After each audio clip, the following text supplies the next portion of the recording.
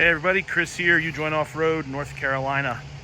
Just got done with one of my test drives on the Alabama 5.4 van. This is a 2014 E350 cargo van. This is a great example of a van getting its second lease on life. This thing has over 250,000 miles on it.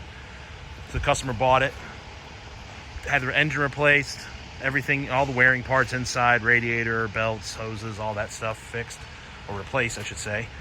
And then had it wrapped. So it's got a wrap. It's got some type of Raptor or Rhino or Line X on the rockers.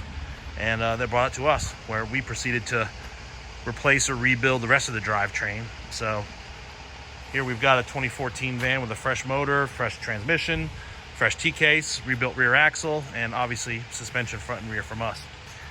So 6-inch kit on 35s. It's got an Luminous front bumper. Been a while since we installed one of those. We did add the winch with our Fairlead and the Factor 55 thimble, but he's going to do his own lights later, which is fine. And you can see the front OBA port. It does have our onboard air system. Up front, we've got a stage 2 front axle with the SpinTech hub upgrade and the SSBC brakes. So it's got the big 8-piston SSBC calipers, and they're treated and slotted and dimpled rotors. Big stopping power. Works great with the RSC. No issues there. We're somewhat phasing these axles out. We'll still do them on some builds, but we're moving more exclusively just towards putting stage 3 axles in almost everything. The reason we started building axles like this years ago is just for supplier issues. Mainly, I guess, during COVID or right before COVID.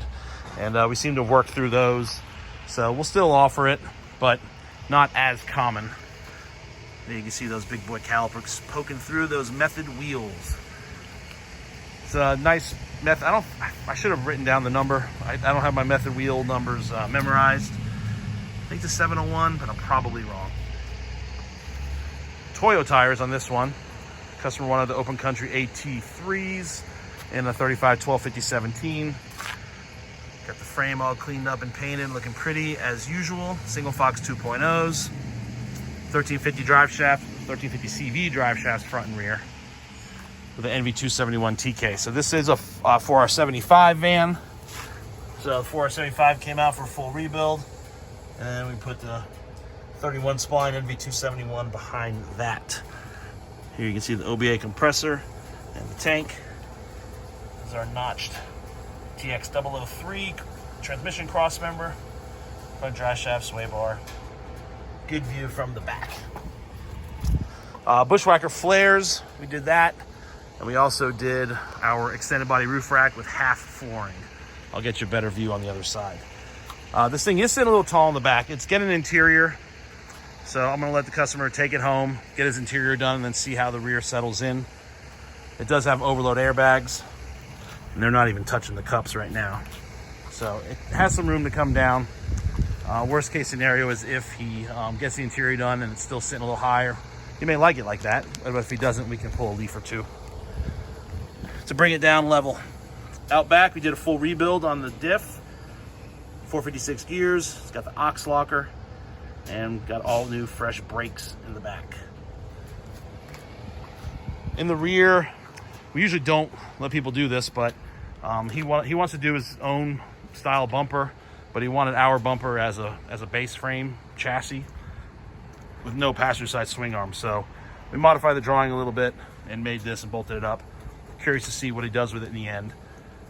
Here's a rear OBA port with the Schrader valves for the bags. Got an Luminous ladder on this side. Let's see if I can get up here without hurting myself. Here you go. Extended body roof rack, half flooring. You might be putting a tent or something up front. That's usually why people would do this.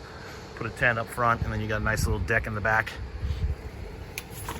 I'm a big fan of flooring on our roof racks.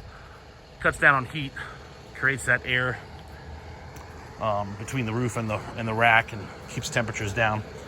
Makes the rear AC work a whole lot better if you've got it. I don't think this one does.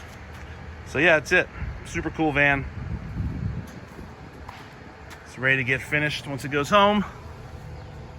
And that's it. I think I covered it all. So thanks for watching as always. If you don't follow us on Instagram or Facebook, please do. And if you got any questions or comments, just leave them below. Email chris@ujoinoffroad.com for everything in North Carolina. Installs here and all the DIY kits. Justin@ujoinoffroad.com for all Colorado inquiries. Thanks. Have a great day.